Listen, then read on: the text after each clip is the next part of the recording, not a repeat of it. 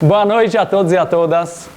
A pedido de alguns, hoje eu quero falar sobre um tema muito polêmico, que é um filme, um documentário da Netflix, não sei se alguém assistiu, que se chama One of Us. Alguém assistiu? Está muito polêmico, porque ele fala sobre um mundo ultra-ortodoxo dos judeus dos Estados Unidos. E nós sabemos que isso tem também em Israel, mas no caso trata dos judeus dos Estados Unidos, L'chaim. Então acho que a gente pode chamar hoje a cabala do fanatismo religioso. E se alguém quiser dar opinião, também tá totalmente convidado. Mas como o nosso shiur é uma aula express, eu vou tentar ir direto ao ponto. Em resumo, o filme ele conta, é um documentário, né, baseado óbvio, em pessoas reais, que ele conta 3 casos de pessoas do mundo ultra-ortodoxo no Brooklyn, nos Estados Unidos, em Nova York, que eles resolvem abandonar a vida religiosa. Cada um por seu motivo. Um sofreu abuso, o outro não queria mais ser religioso. Tem uma mulher que ela também dizia que ela sofria abuso do marido e ela resolveu se separar. E o que acontecia é que quando uma pessoa resolve sair do sistema nesse mundo ultra-ortodoxo, ela era completamente excomungada da comunidade. Então, por exemplo, ela perde a guarda dos filhos, então os filhos iam passar a morar com o pai, e várias coisas que são muito chocantes, principalmente no nosso mundo moderno. Quando você assiste esse filme, eu acho que você pode levar vários tipos de debate, né, vários tipos de questionamento.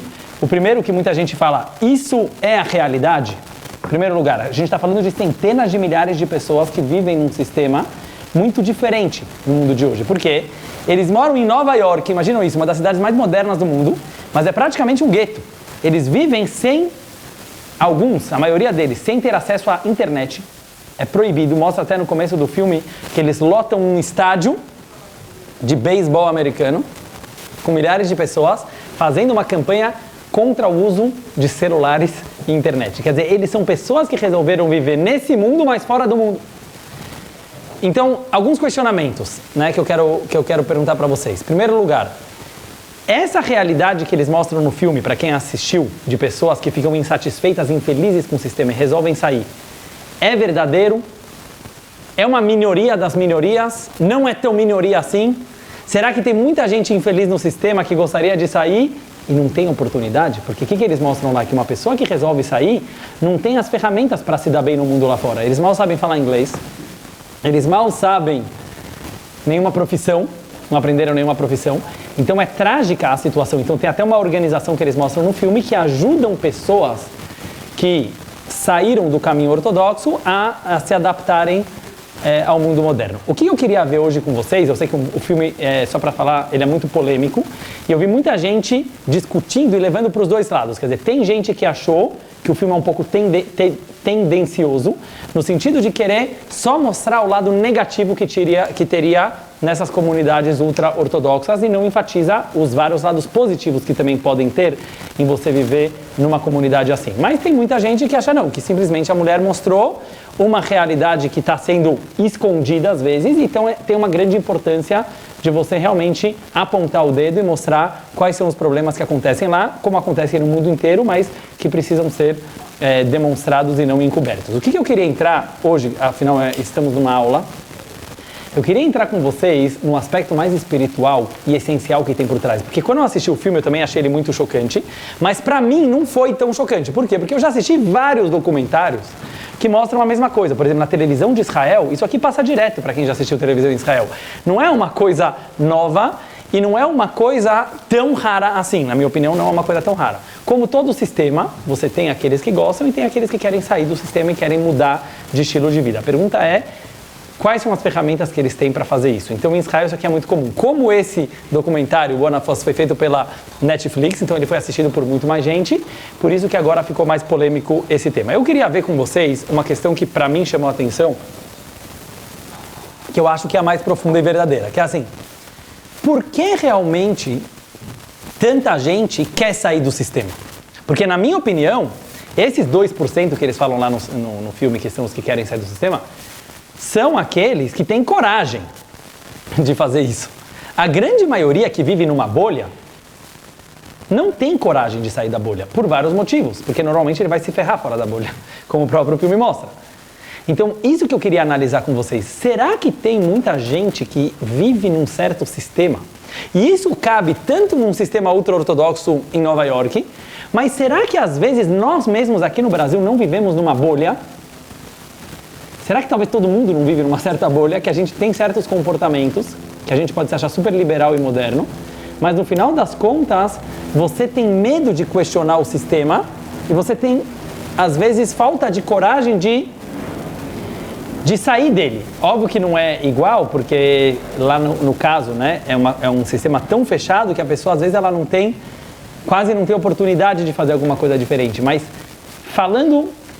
tentando expandir mais, entendeu o que eu estou querendo dizer? Porque assim, muita gente que hoje olha esses caras, sabe, com peias, estranhos, etc., você fala, esses caras não vivem no mundo. Mas será que no mundo, não judaico, pega no mundo moderno, tenta perceber, será que tem alguém que não vive numa bolha? Porque, entendeu a filosofia aqui da história? Será que dá para uma pessoa viver num sistema que é só dele? Sou totalmente livre para pensar, para fazer aquilo que eu quiser? Ou será que, por exemplo, o Instagram, as mídias sociais, a Netflix, eles também não fazem um certo sistema que se você pensa um pouquinho diferente, aquela menina tá meio estranha, hein? O cara tá se comportando de um jeito meio estranho, tá questionando demais. Porque para mim o que mais chamou a atenção ao ver o filme é que os meninos que tinham esses problemas, eles tinham um questionamento. E eles iam para o rabino, e aparentemente o rabino, pelo menos assim parece no filme, ele não dava uma explicação para as perguntas que eram levantadas. Então ficou parecendo que muita gente acha que ser religioso quer dizer, não pergunta demais, não questiona demais, porque se você perguntar demais, você vai cair fora. Imagina o que um menino que nasceu lá pode perguntar. Papai, por que eu não posso usar celular? Por que eu não posso ter acesso à internet? Por que eu preciso me vestir diferente de todo mundo? Será que Deus existe? Será que a Torá é verdadeira? Se a pessoa não tem a oportunidade de fazer esse tipo de pergunta, porque o sistema fala, se você perguntar demais, você vai cair fora. Entendeu a minha pergunta? Quer dizer, o quão verdadeiro é um sistema que não permite o questionamento? É essa questão que eu queria chegar, porque eu acho que o questionamento, como a gente já falou em várias aulas nossas aqui, na minha opinião, ele é muito judaico. O judaísmo vive... Pode perguntar.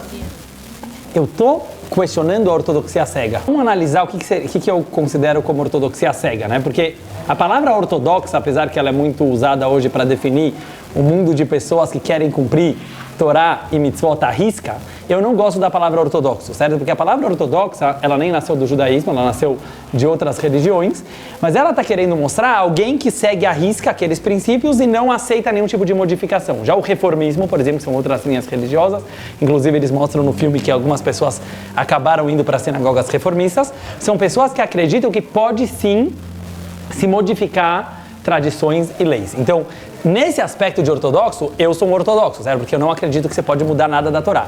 Ao mesmo tempo que eu não acredito que você pode mudar nada da Torá, eu acredito que a cada geração, sim, a gente se aprofunda mais, a gente precisa entender o sentido da Torá na vida de hoje, sem mudar as leis. Então por isso eu quis dizer ortodoxia cega. Ortodoxia cega eu quis dizer alguém que não apenas acha que precisa seguir todas as leis do jeito que ela era, mas ele não permite o questionamento do sentido de uma releitura para os dias de hoje. Exatamente. Então o que eu quero te dizer? Não que o rabino deveria virar para o menino lá que foi falar para ele e falar, é verdade, para você vamos fazer um judaísmo mais light, que você vai ficar alegre com esse judaísmo. Não, isso eu considero mentira, né? Quer dizer, você mudar uma lei divina porque a pessoa não está conseguindo adaptar, então você está enganando ele, na minha opinião. Agora, você não aceitar a pergunta, isso é fugir do judaísmo. Porque eu acho que o judaísmo sempre aceitou as perguntas. E o que fez os grandes rabinos de todas as gerações? A capacidade deles de questionar. Então deixa eu entrar um pouquinho nisso e depois a gente pode até debater mais. Mas eu queria trazer a ideia, qual a ideia que eu quero trazer? Eu acho que o Rambam foi o Rambam, e o Urashi foi o Urashi, e o Rabi Akiva foi o Rabi Akiva, porque dentro do sistema eles souberam questionar. Ou seja, eles foram pessoas que tinham dúvidas. Eu vi muitos meninos hoje, até eu estava falando sobre isso na AGV, e um menino falou, Rabino, obrigado que você deu essa aula, porque eu estou cheio de dúvidas sobre religião, sobre Hashem, e eu tinha vergonha de fazer essas perguntas, porque todo mundo vai achar que eu sou um herege, que eu sou um ateu. E eu falei, pode me ligar cada vez que você quiser pergunta, eu vou adorar, eu te valorizo disso que você tem perguntas. E eu falei para ele, você acha que os grandes tzadikim não tinham dúvidas? Porque as pessoas acham, eu tenho vergonha de falar que eu tenho dúvida em Deus. Como se ter dúvida fosse uma coisa pecaminosa. Não, é super natural. Você acha que alguém aqui tem 100% que Deus existe? Eu duvido. Eu duvido que tem algum rabino, olha, eu vou falar isso aqui, gravando. Eu duvido que tem um rabino que tem 100% que Deus existe. Qual que é a prova? Na hora que ele fala uma mentirinha, na hora que ele engana, na hora que ele tem um pensamento. Se ele tem coragem de fazer isso, é naquela hora, ele acha que Deus não está olhando para ele. É muito de falar que Deus existe é grátis, entendeu? Ou seja, na visão judaica, a questão de você falar, como fala, é grátis. Eu posso falar que eu sou ateu, eu posso falar que eu acredito. Acreditar é muito mais profundo. Quer dizer, eu vivo com isso 100% ou não? Porque se eu vivesse com isso 100% do tempo, eu também estaria praticando, eu estaria interiorizando. Então por que eu estou querendo falar isso? Não para incentivar e falar ninguém acredita. Lógico que a gente tem fé em Deus, mas a fé em Deus ela é limitada de acordo com cada pessoa. E o questionamento, ele não demonstra, na verdade, uma falta de fé. Ele mostra que, assim, eu acredito, e por isso mesmo que eu acredito, eu quero questionar. Abraham Avinu questionava Deus, a gente falou semana passada, Moisés questionava Deus.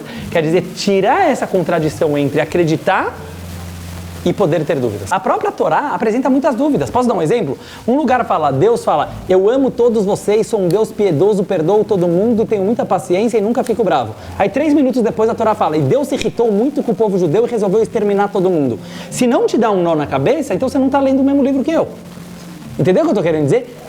A pessoa tem que se questionar, o que está acontecendo? Porque sabe quantas vezes Deus fica irritado na Torá? Metade da Bíblia Deus está bravo com alguém. Certo? Aí você vai ler lá na outra paraxá 98 maldições. Aí você vai no Shema e fala, ame Hashem teu Deus. Quer dizer, você ama alguém que abusa de você? Desculpa que eu estou perguntando sincero. Esquece comentaristas, eu estou lendo Torá literal. Eu estou falando psukim que estão na Torá. Sabe quanta gente coloca tefilim porque tem medo de ser castigado por Deus? Sabe quanta gente come kasher porque... E é isso que eu estou querendo falar. Eu acho que tem que ir mais profundo, porque eu acho que uma religião que se baseia hoje só em não ser castigado, não funciona. Não funciona. Entendeu? Eu acho que uma pessoa funciona para alguns. Metade cai fora e a outra metade faz triste. O judaísmo não manda... Você não acha que uma pessoa que faz só para não ser castigado é triste? Imagina que eu falo... Pega no mundo de hoje. Vamos dizer que você acredita 100% que se você comer um cachorro quente na rua, tarev, Deus vai mandar um raio na tua cabeça. Como muita gente acredita, tá bom? E muita gente acreditou. Imagina que uma pessoa realmente acredita. Não é que ele não acredita. Que se ele pecar, ele vai pro inferno. Então por que ele... Pega esse estilo de vida, tá bom? O cara ficou a vida inteira... Primeira coisa, essa pessoa é uma pessoa amorosa, carinhosa? Não. Ela é uma pessoa abusada, quer dizer, imagina. Ela é uma pessoa que acreditou que tem um abusador chamado Deus, que esse Deus falou que se você comer treiva algum dia da tua vida, você vai queimar no inferno. Cadê amor? Cadê altruísmo? Cadê verdade? Porque eu tô querendo dizer assim, mesmo que esse cara conseguiu seguir a risca até o final da vida dele, o que ele é? Um mártir que conseguiu ficar 120 anos sem comer cachorro quente na rua para ele se dar bem melhor no mundo vindouro. Então ele é mais egoísta que todos nós, mas ele pensou a longo prazo. Você concorda? Quer dizer, um religioso virou o cara que ele consegue abdicar de prazeres nesse mundo para ter um grosso prazer depois. Igual o ISIS. Ele é rápido, mas eu quero dizer assim, com as suas diferenças, quer dizer, o cara, ele faz coisas que ele talvez não acreditaria que são boas. É isso que é o judaísmo? Entendeu minha pergunta? Quer dizer, eu acho que muita gente faz isso e eu acho que tem que mudar. É um caminho muito... Sim, mas sabe o que é irá? Eu acho que não é isso. Irá só para traduzir, temor a Deus, certo? Muita gente fala temor a Deus. Como que eu entendo temor a Deus? E não só eu, você vai pegar nos livros de Hassidut. Temor a Deus, você tem medo de perder a conexão. Sabe o que quer dizer temor? Temor, vamos dizer que tem alguém que você gosta muito, certo? Sabe por que você não atrasa no jantar? Você tem medo de perder a tua esposa, de tanto que você gosta dela. Não você tem medo que ela vai pegar o chicote e te bater à noite. Isso é um nível muito infantil, entendeu? De temor. O nível mais infantil de temor é o cara que tem medo que Deus vai castigar ele. Mesmo quando a Torá fala temor a Deus, você tem medo de perder o maior valor que você tem. Isso é temor verdadeiro. Eu não vou entrar agora em níveis de temor. Mas onde que eu estou querendo chegar? Lógico que para uma pessoa que está pegando... Pega uma criancinha até na minha casa. Eu falo para ele... Ó, você não vai atravessar a rua sozinho. Eu não vou começar a filosofar com ele, por que ele não pode atravessar a rua sozinho. Eu vou falar, você não pode, senão você vai apanhar. Existe essa idade, certo? Quer dizer, existe uma idade que a criança, ela pode, mas depois cresce. Então, se depois cresce, por que o judaísmo não tem que crescer? Se a gente não vai evoluir, as pessoas de hoje... Eu estou falando uma coisa sincera, mas eu não acredito que tem uma pessoa inteligente e corajosa que vive num sistema assim e fica feliz. Como que... E agora eu pergunto, Hugo, você que estuda bastante, é mitzvah ser feliz? O que você acha? É mitzvah ser feliz? Sabe que no judaísmo, uma das coisas mais importantes é ser feliz. Eu vou trazer coisas que não é de livros modernos. O Rambam, 800 anos atrás, escreve no livro de Halachot, Lei de Lulav, não vou entrar por que ele fala isso aqui nessa hora, ele começa a falar, é uma mitzvah o judeu estar feliz o tempo todo que ele está servindo a Deus.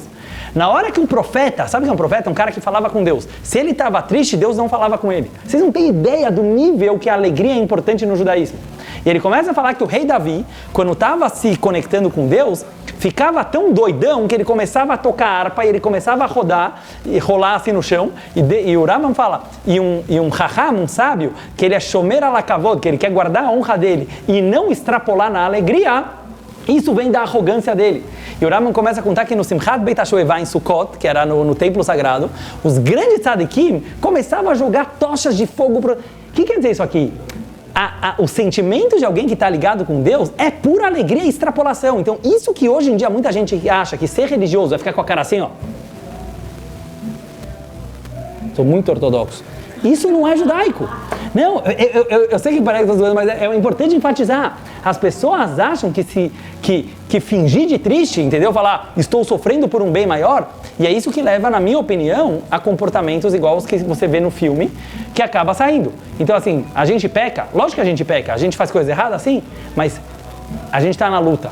E a pessoa, ela está alegre nessa luta, não vou trazer outros livros. A última alahá do Shulchan Aruch, sabe qual é a última alahá do Código de Lei Judaica, Zuremá traz? Tov lev mishte tamid. Um bom coração está sempre em festa. Um judeu tem que estar sempre em festa, está sempre festejando, sempre alegre. Ah, tem coisas ruins que acontecem? Tudo bem, você vai ficar um pouco triste. Mas de uma forma geral, a pessoa tem que estar alegre. Então, só quero resumir o meu ponto e depois quem mais quiser falar pode falar também. Onde eu queria chegar? Eu queria falar assim, que eu acho que existe uma má interpretação de certos pontos da Torá. Eu só quero elucidar isso, porque eu perguntei antes, né? Deus fica irritado, mas ele fala que ele ama a gente. Como funciona isso? Então, por isso que o Baal Shem Tov, há 300 anos atrás, veio para o mundo e ele revelou o Hassidismo. Por quê? Porque antes isso era óbvio, é isso que eu quero falar. Era óbvio para o Rabi Akiva, para o Rashi, para o Rambam, que o judaísmo é puro amor e alegria. Isso não pode ter dúvida, porque você acreditar num Deus que ele quer te ver sofrer, você está entendendo o que eu quero dizer? A vida já é sofrida, aí você ainda tem que acreditar num Deus que ele quer te privar de prazeres do mundo? Isso não faz sentido. Ah, por que a Torá priva a gente de muitos prazeres? Por que realmente o judaísmo tem muito Torá e Mitzvot? E é isso que eu quero chegar para vocês. A visão é outra. Eu vou dar um exemplo.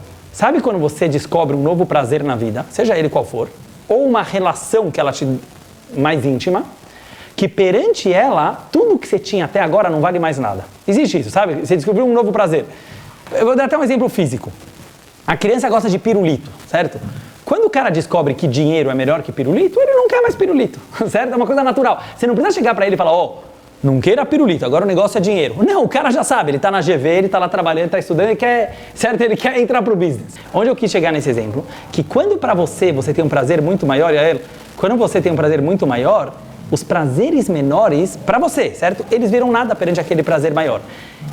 Por que eu estou querendo falar isso? Porque a visão judaica em relação à relação íntima com Hashem, primeiro mandamento, Anohi Hashem Elokecha. Deus fala, eu sou Hashem, teu Deus, eu quero ter uma relação íntima, está no singular, com você. A visão judaica é que Hashem está querendo te dar um tipo de prazer que para você chegar nele, sim, você vai ter que se abdicar de certos bens materiais. Você vai ter que se abdicar. Mas não é porque ele quer teu mal, não é porque ele quer te ferrar, falando em palavras claras, é o contrário. Você tem que entender que mesmo as privações da Torá e mesmo as coisas que a gente tem que às vezes aparentemente se privar, é pelo amor. Ah, não é toda hora que eu sinto isso. Não é o tempo inteiro que eu consigo perceber isso. Claro que não. Mas se eu acredito que Hashem quer o meu bem, e eu acredito que eu consigo sentir essa alegria, e eu estou te falando, tem pessoas que eu mesmo, com a minha experiência, e cada um com a sua experiência sabe, até no filme você vê que eles voltam a fazer um Shabat, mesmo depois que eles saíram, eles ficaram com saudade do Shabat. Existem coisas no judaísmo, isso eu estou querendo falar, judaísmo é amor, judaísmo é alegria.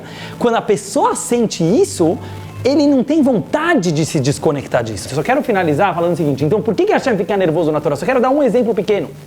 O Baal Shem Tov veio para o mundo para revelar que todos esses psukim da Torá, esses versículos, têm que ser reestudados. E se você entender eles direito, você vai ver que eles são puro amor. Eu vou dar um pequeno exemplo. Lembra que semana passada eu contei que Moshe Rabbeinu, quando ele foi escolhido por Deus para salvar o povo judeu no Egito, Deus falou para ele, vai e tal. Sabia que Moshe negou. É muito interessante o papo. Primeira coisa, você vê que as pessoas batiam papo com Hashem. Imagina que Moisés chegar para Deus e falar, Deus, eu não quero ir.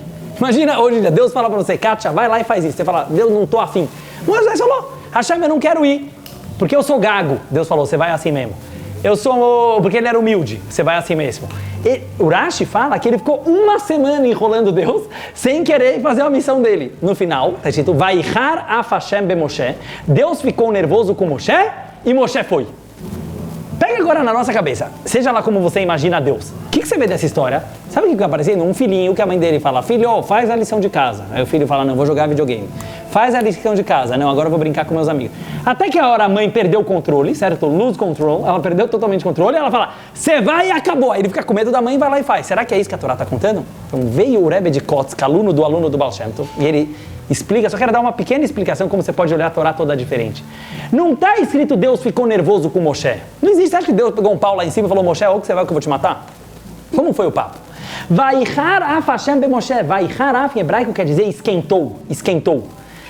Não está escrito Deus ficou nervoso im Moshe, com Moshe. Está escrito Vaichar af Hashem be Moshe. Sabe o que quer dizer? O fogo de Deus esquentou o Moisés. Em outras palavras, olha o que explica o Rebbe de Kotzk. Todos os motivos que Moisés alegou que ele não queria salvar o povo judeu eram desculpas. Eram desculpas. Ah, eu sou gago. Ah, tem gente melhor do que eu. Por que era desculpa? Sabe qual é o verdadeiro motivo que Moshe não foi? Porque não estava doendo nele a dor do povo judeu. Se tivesse doendo nele, ele ia correndo. Ainda bem que Deus está me mandando para salvar o povo judeu. Então o que aconteceu? Depois de uma semana se conectando com Hashem, diz o Rebbe de Kotzk, Vaichar af Hashem be Moshe. O foguinho de Deus pegou no Moshe. Quando o fogo de Deus pegou no Moshe, ele foi. Vechará Hashem bachem. Não é que Deus vai ficar com muita raiva do povo judeu e vai falar, agora eu vou me vingar de todos vocês porque vocês estão pecando muito. Não existe isso. Não existe. Vechará Hashem quer dizer quando você sente a dor, quando você sente a sensibilidade. Tem mil maneiras de explicar isso aqui. Het, por exemplo, a palavra het em hebraico, todo mundo traduz como pecado. Sabe qual é a tradução literal em hebraico de het? Vazio. Quando uma pessoa peca, ele se esvazia da conexão que ele estava com Hashem. Todo o judaísmo com Hassidut, você pode olhar, não é que você está deturpando, é o mesmo judaísmo, são as mesmas mitzvot, você vai cumprir as mesmas coisas, só que vai vir de dentro para fora. Então eu quero terminar com uma frase muito bonita que eu ouvi, que eu acho que ela tem a ver com isso. A gente tem que começar a educar as novas gerações, que não é que você precisa cumprir o judaísmo para se conectar com Deus. Você cumpre o judaísmo porque você é conectado com Deus. Uma pessoa que ela cumpre Torá e Mitzvot, ela não fica mais judeu por causa. Ninguém fica mais judeu do que o outro. E ninguém fica menos judeu que o outro. Um judeu tem que cumprir porque já que eu amo ele, já que eu estou conectado com ele, naturalmente eu quero cumprir aquilo que o meu amado quer. Lógico que tem temor, como a gente falou, é um medo de perder a conexão, tem muitas outras coisas para se falar, mas em resumo, como eu vejo, para resumir a história, eu acho que a lição que a gente tem que pegar do filme e não criticar simplesmente um sistema, mas a gente pensar na nossa vida, quer dizer, o quanto será que a gente está se ligando com as mitzvot e com Hashem e com Deus de dentro para fora, ou será que está vindo de fora para dentro? E eu acho que quanto mais a gente conseguir fazer que vem de dentro para fora, tem que ter coragem, tem que questionar, tem que correr o risco, mas depois a coisa vira muito mais verdadeira e os grandes tzadikim não tinham medo de questionar. Obrigado a todos, Shkoyach.